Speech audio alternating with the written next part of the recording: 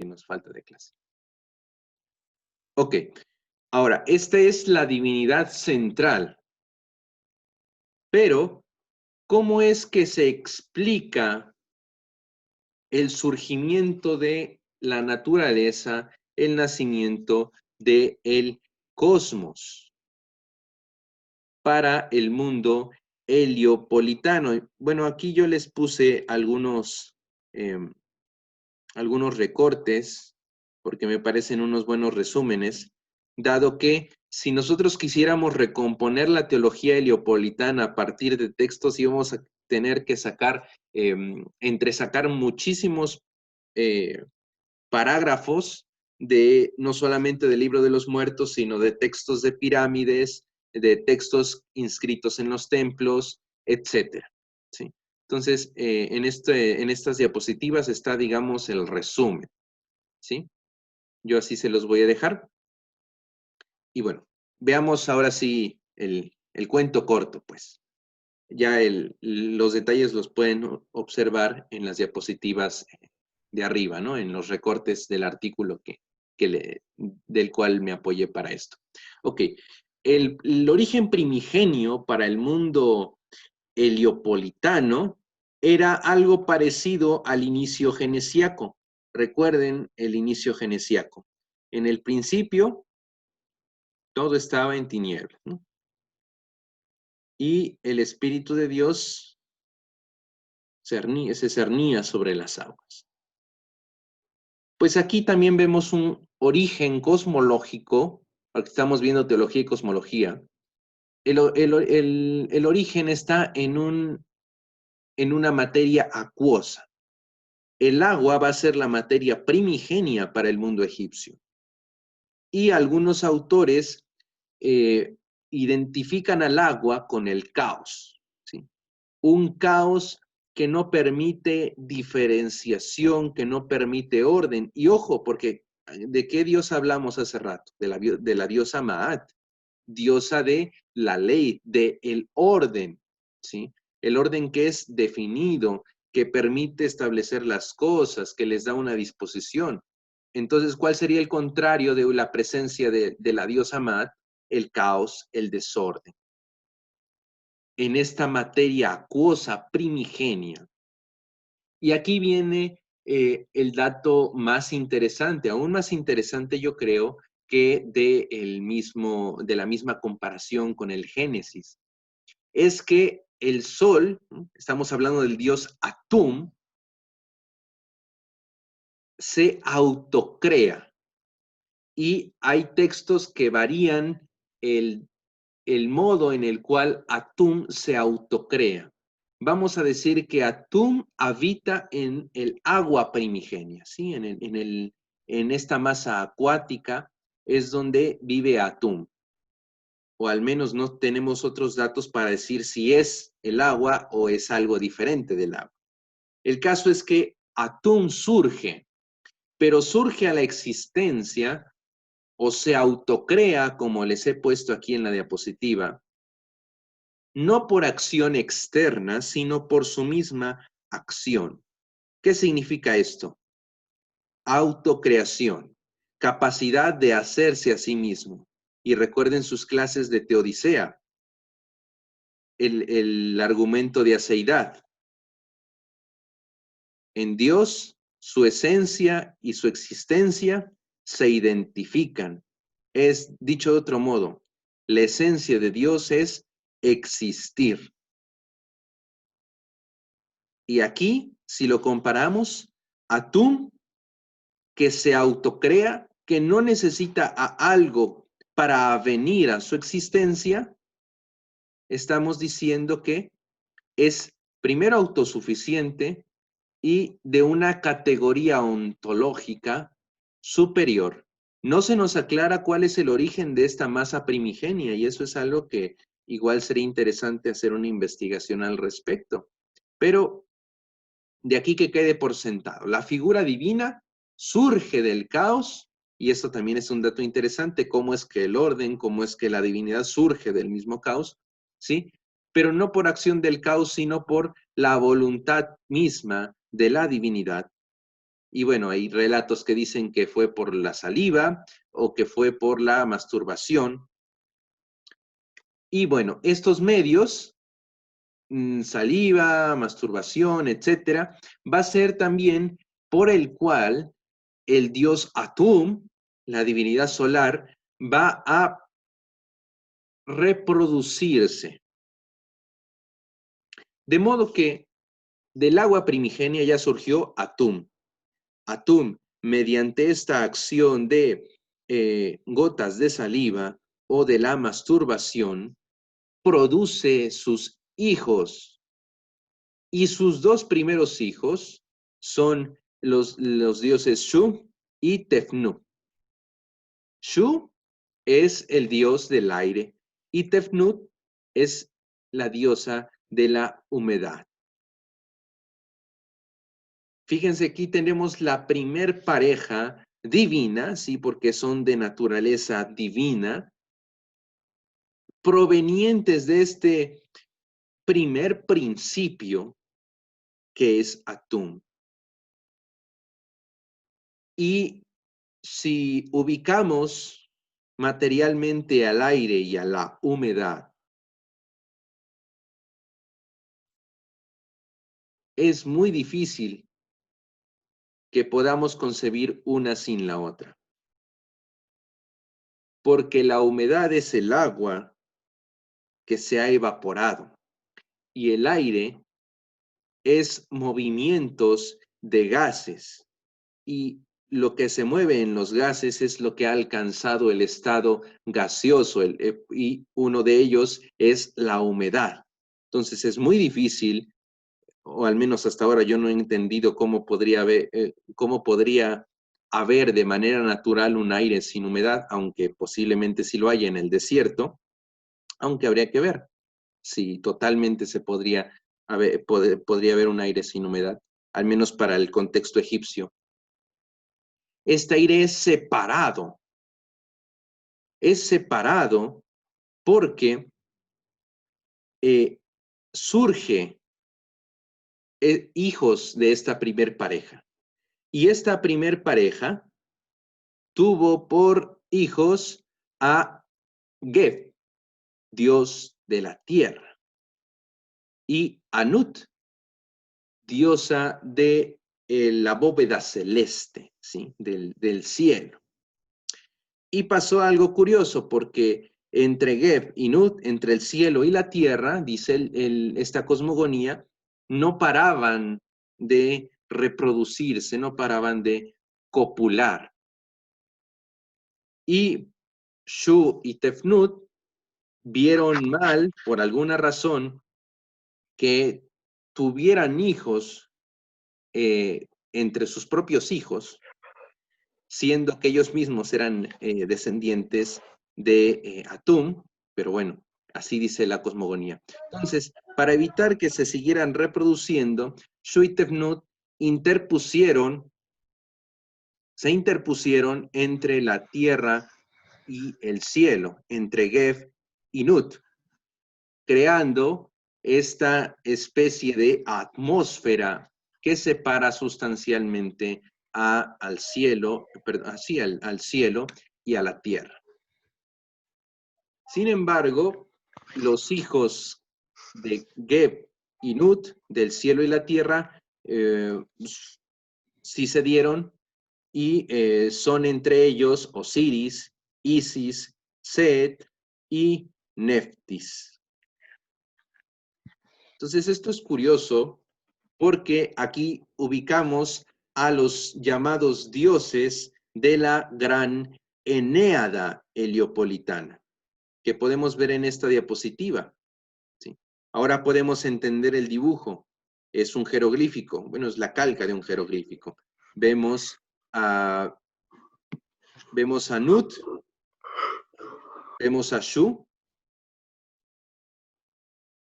vemos a Geb abajo, ¿no? Cielo, tierra, atmósfera, y a Tefnut, que es esta humedad que a la vez significa agua y que por lo tanto podríamos decir que Nut podría haber sido también esa masa acuosa. Y entonces, si interpretáramos a Tefnut como esa masa acuosa primigenia, tendríamos que decir que Nut y Atum es una dualidad, que es la dualidad primigenia. Pero digo, eso sería una interpretación y tendríamos que fundamentarla obviamente con textos. Otra interpretación sería decir que, bueno, no se nos dice que es esta masa acuosa, sino que Atum surge. Bueno, ¿hasta aquí alguna duda, muchachos?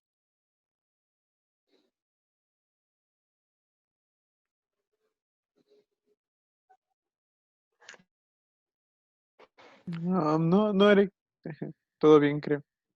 Ok, excelente. Esta teología y cosmogonía están sencillas y están entendibles. Se complica el asunto cuando en el relato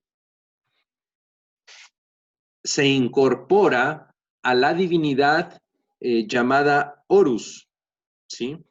Horus va a ser hijo de Osiris e Isis. Ahora les he puesto esta otra diapositiva porque numéricamente hablando, se trató en Egipto de justificar todos los años que componían al calendario egipcio con base a esa cosmogonía. Y había unos días llamados epagómenos que, digamos, astronómicamente eran necesarios agregar al calendario para ajustarlo, obviamente, a las revoluciones de los cuerpos celestes y seguir siendo un calendario exacto. Entonces, como quizá no como el origen de incluir a Horus en esta gran Enéada heliopolitana, pero sí, digamos, por algunas otras razones, Horus es absorbido dentro de este relato, aunque hay muchos autores que sostienen que la divinidad de Horus, como figura divina, obviamente, es mucho más antigua que la de la Enéada heliopolitana. De modo que van ustedes a encontrar textos en los que se va a hablar que Horus es parte del origen cósmico.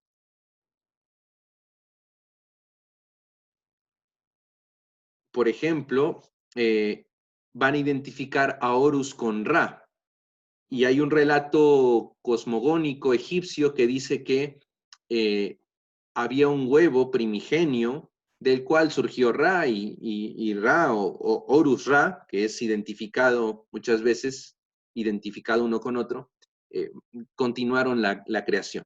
Entonces esto es difícil, les repito, porque es una serie de entrecruzamientos teológicos que tenemos que decirlo que los hay y que, por ejemplo, si ustedes quisieran exponer una cosmogonía, hay que dejarlo claro, ¿sí? Para evitar eh, futuras dificultades, porque va a haber textos que nos van a hablar de que el origen de todo no fue Atún, sino fue Horus, y otros que no, que fue Ra.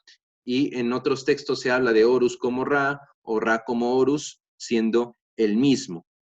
O la arqueología egipcia encuentra un templo de mucho más antigüedad en la que se identifica a la deidad suprema en Horus,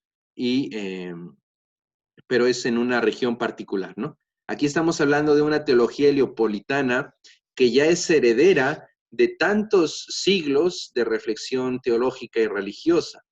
Estaríamos hablando de una recomposición de todos los mitos ordenados bajo este parámetro, en el cual el origen de todo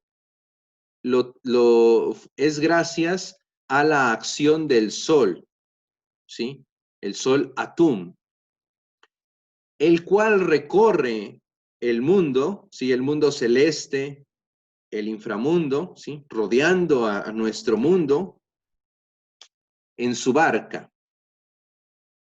Y cuando ha surgido él, Su descendencia es la que termina componiendo los elementos naturales. Sus primeros hijos forman el aire y la humedad. Los hijos de esta primer pareja son los que conforman cielo y tierra, y los hijos del cielo y la tierra van a ser los dioses de los cuales van a descender los propios faraones. Recuerden lo que les dije, Osiris va a ser uno de los faraones de Egipto, ¿sí? Descendiente directo de los dioses del cielo y la tierra.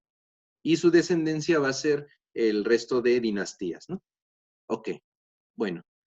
Hay una situación particular en la cual se dice que Horus es creado en el seno de Osiris e Isis, que son hermanos, obviamente. Creo que ese dato salió desde la clase pasada, pero cuando aún estaban ellos en el seno, ¿sí?, de Nut. Esto es algo raro porque decimos, bueno, ¿cómo cuadramos esto bajo los términos de tiempo? ¿Mm? Espacio, bueno, ni se diga, pero tan solo en la cronología, ¿no? ¿Cómo puede alguien estar en el vientre de alguien cuando ese alguien está en el vientre de otra persona? Es como lo que ocurre en los fractales. Quizá ustedes ya hayan escuchado de los fractales, y no, les invito a que busquen fractales y lo pongan como fondo de escritorio o cubre pantalla en su computadora.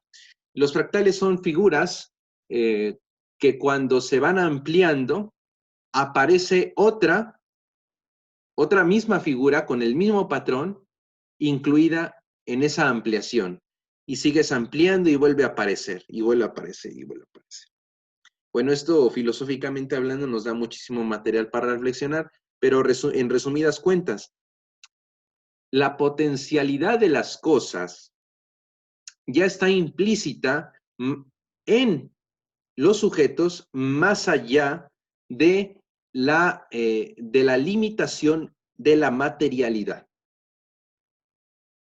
Por aquí los dioses son entendidos como materia, también como materia, sí, como divinidad, pero una materia divina. Pero la misma materialidad divina no es limitación causal para la presencia potencial de sus descendientes. Esto es un poco lo que hablaba en el conversatorio de la virtualidad.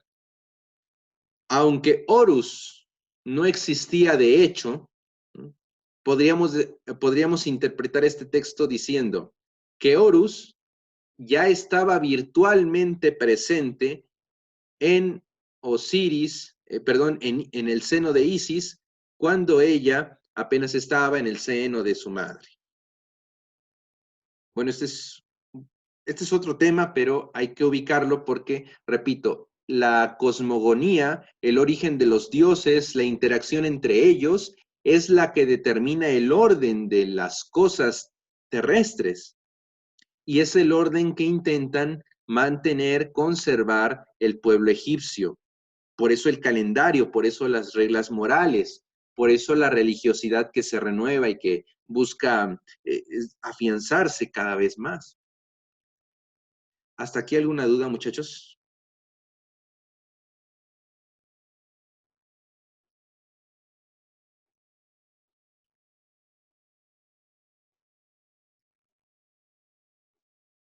¿No? ¿Seguros? Bueno, también les dejo esta diapositiva, que es un resumen. Es el esquema que resume la Eneada, ¿sí? La teología heliopolitana, pero es parte de la interpretación. Y como les decía, esta interpretación de este autor es que Nun, ¿no?, la diosa de la humedad, es esa agua primigenia. Habría que ver cómo aparece en el mito nombrado el agua primigenia. Si dice textualmente que es Nun, pues tendríamos que, o sea, no habría lugar a dudas para interpretar que Nun y Atum es una dualidad es la dualidad por excelencia para esta esta teología, ¿sí? Pero si el texto no dice explícitamente nun, entonces tendríamos que considerar que realmente atum es el primer principio y que nun, pues es, digamos, una materia preexistente, ¿no? Quizás de igual naturaleza que atum o quizá de una naturaleza aún desconocida, ¿no? No identificada. Entonces aquí vemos precisamente todas estas mezclas y las descendencias que van teniendo.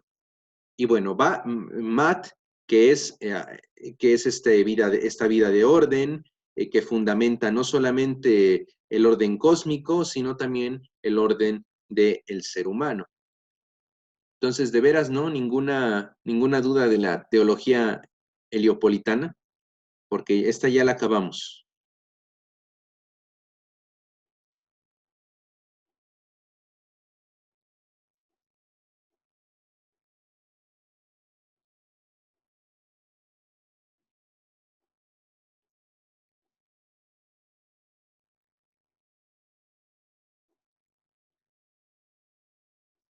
¿No? Bueno, ok. Entonces, hasta ahí le dejamos por el día de hoy. Ya la próxima semana nos tocará revisar la teología hermopolitana. Es una teología más complicada, es más complicada esta teología. En esta no es una eneada, ¿sí? No son 9 dioses principales, sino es una octoada, ¿sí? Son 8 dioses principales. Pero eso ya lo veremos la próxima clase. Las lecturas que tocaban en esta semana, que son el Libro de los Muertos y la Piedra de Sabaco, pues nada más leímos Libro de los Muertos por su extensión. Ya la próxima semana vamos a tener, yo creo que una clase comentada, ¿sí? Yo les voy a hacer comentarios a la Piedra de Sabaco. Me interesa mucho la Piedra de Sabaco porque nos plantea el monoteísmo, ¿sí? La figura de Ta, que sería la teología menfita, si no mal recuerdo,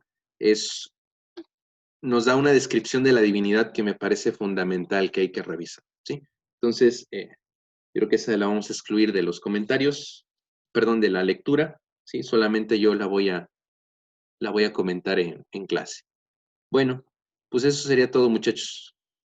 Pasen buena tarde y entreguen sus comentarios, o no sé si ya los hayan entregado.